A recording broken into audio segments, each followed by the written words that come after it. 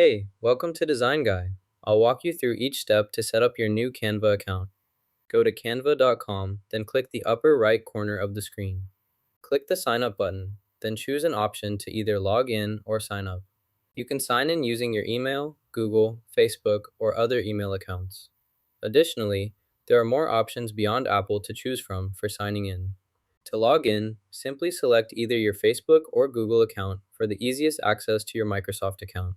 Enter your Google account in the provided field to log in. Complete the verification steps and review the terms of agreement. Accept the terms to proceed. Once verification is finished, you'll be logged in and ready to continue. Click Next to log into your account. If you don't have an EGME account, click Create. Enter your personal information including name, birthday, gender, and email. After completing the form, you will need to verify your account to proceed. Verify your phone number or SMS and confirm all information is correct. This is how to log in or register your Canva account directly at canva.com to access your designs and tools. Now you know how to create a Canva account. Drop a like and subscribe for more easy tutorials.